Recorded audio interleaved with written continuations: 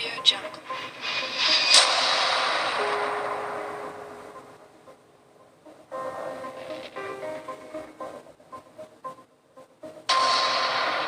Audio Jungle.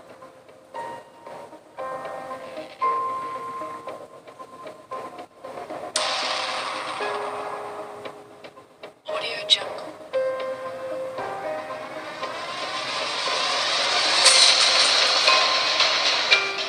Audio Jungle.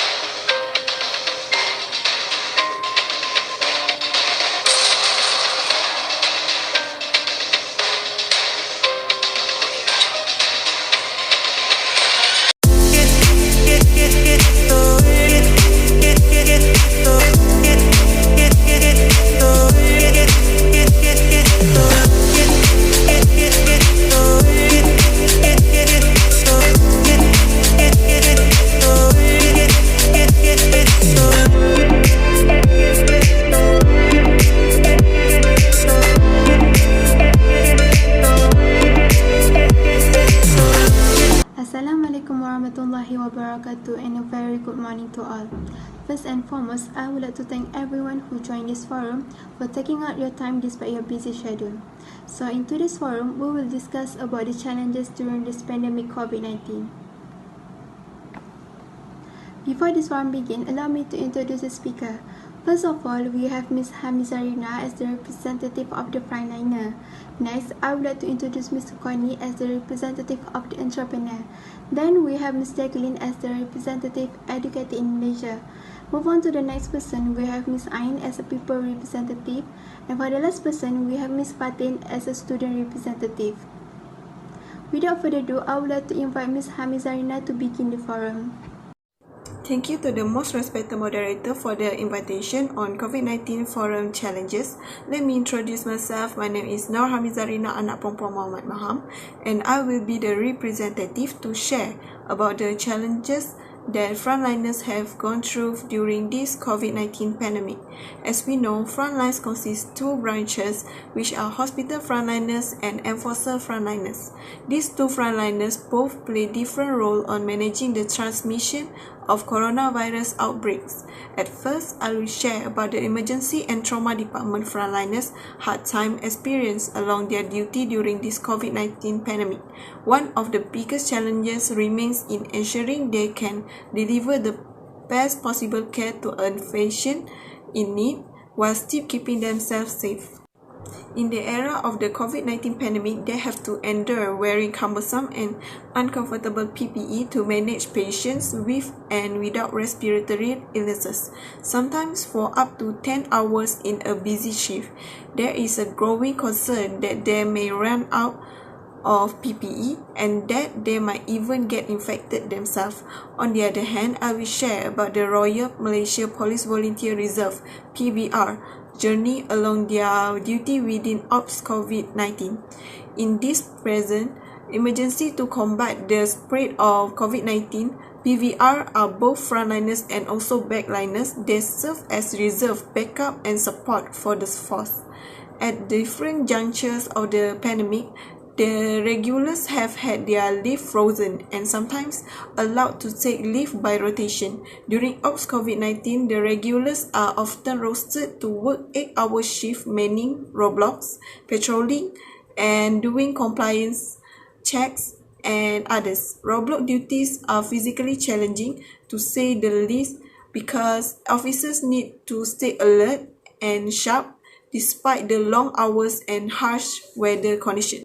In this situation, when both frontliners are going to work during this COVID-19 pandemic has placed frontline workers under immense and unprecedented pressure, putting their physical, mental and social well-being at risk. Exposure to excessive stress for prolonged periods can have many harmful consequences on the emotional and mental well-being of frontline workers. I think that's all from me. I hope everyone that heard this sharing session will take awareness about the importance of follow the SOP that has been enforced by the KKM to lower the risk of getting infected by the coronavirus. Thank you so much for your sharing. Next, we will have Ms. Connie to continue this forum. Hello everyone, I'm Connie. I come from Sarawak, but I have been living in Melaka since 2010. I'm operating an online shop in Shopee.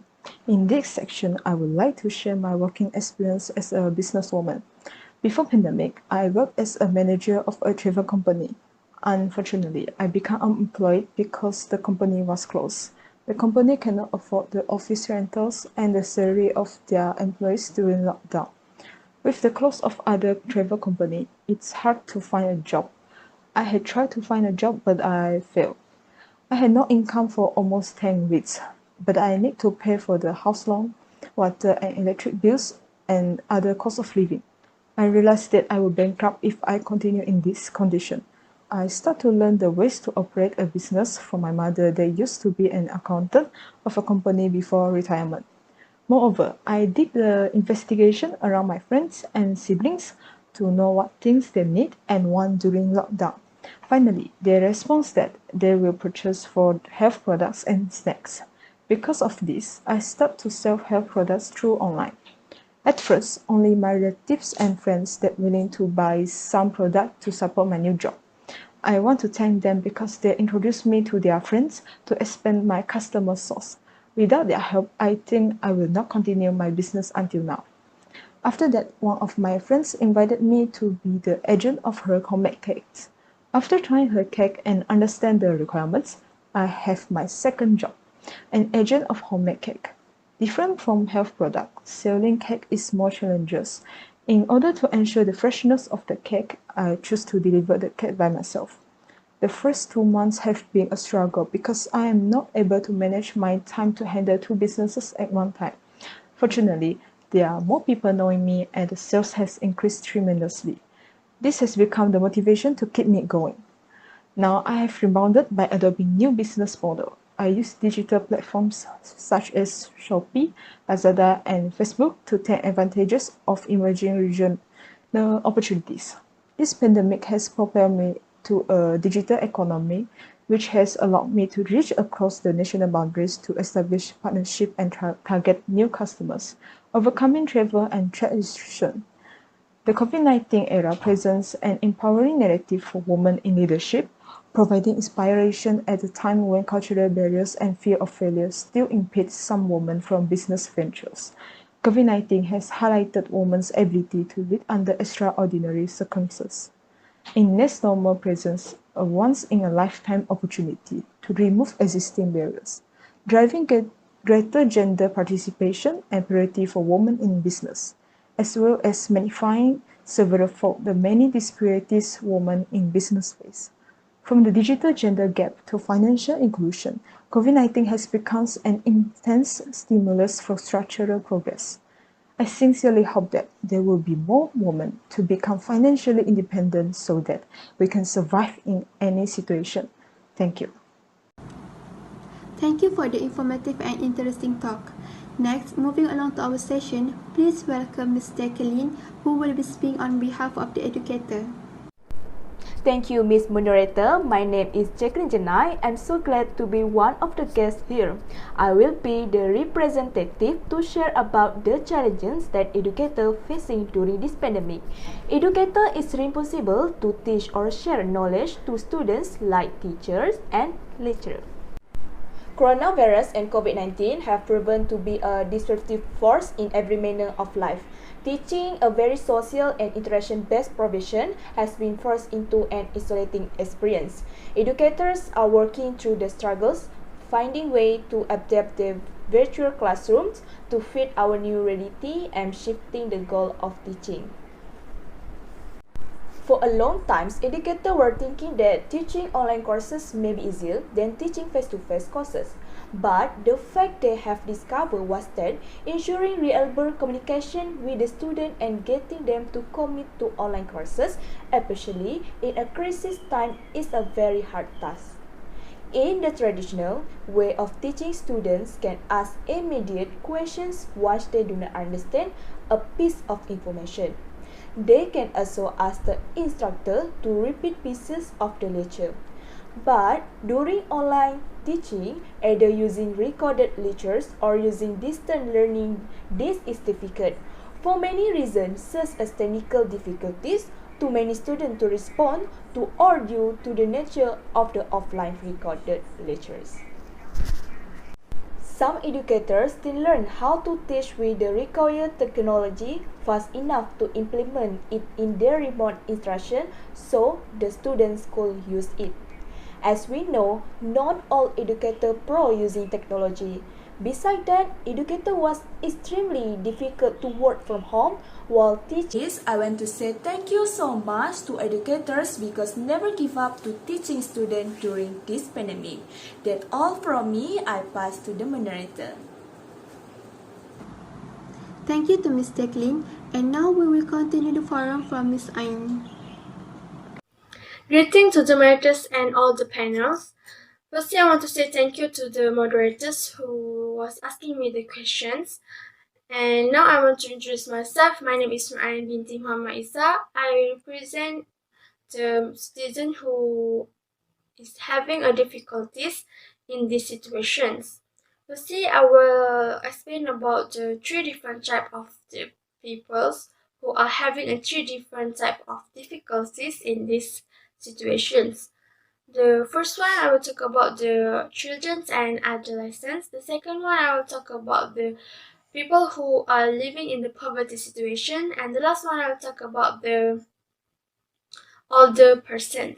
As we know, the COVID-19 started at 2019 and up until now it's still there.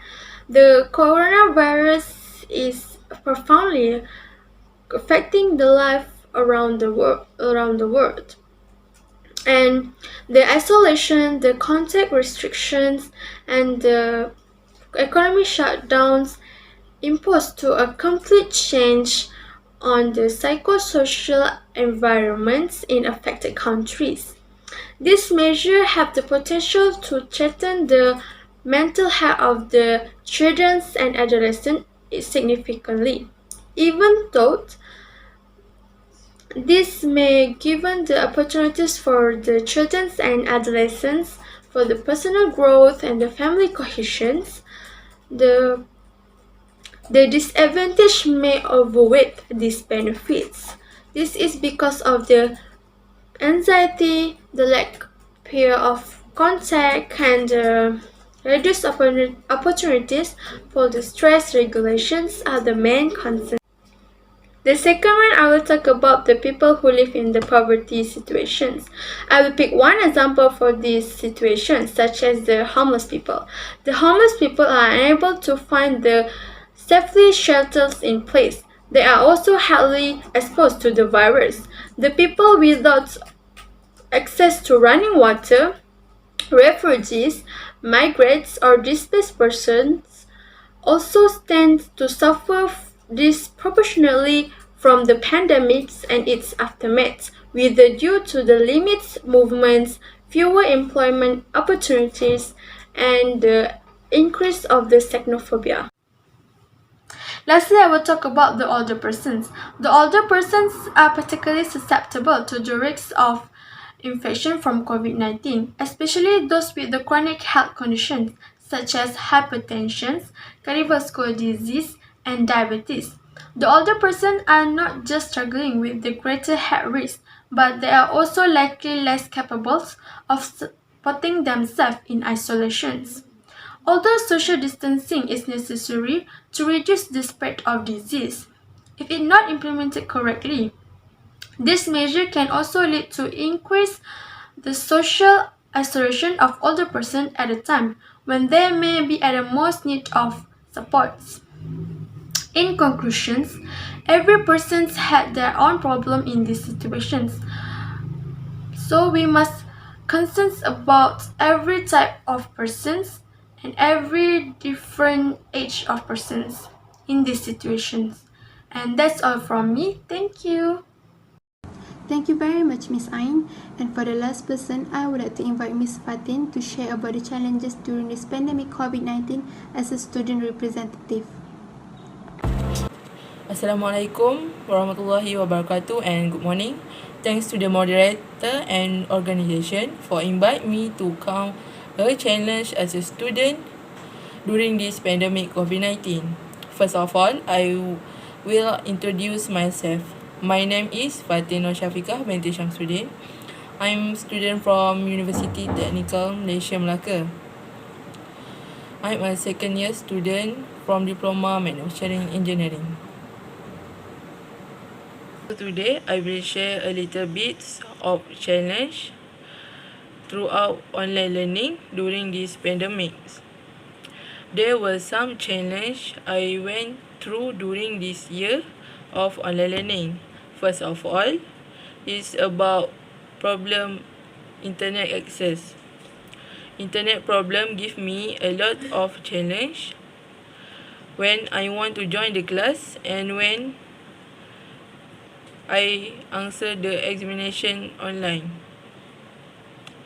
It make it difficult to me to commitment during this class conduct. Sometimes I really stress when the internet problem.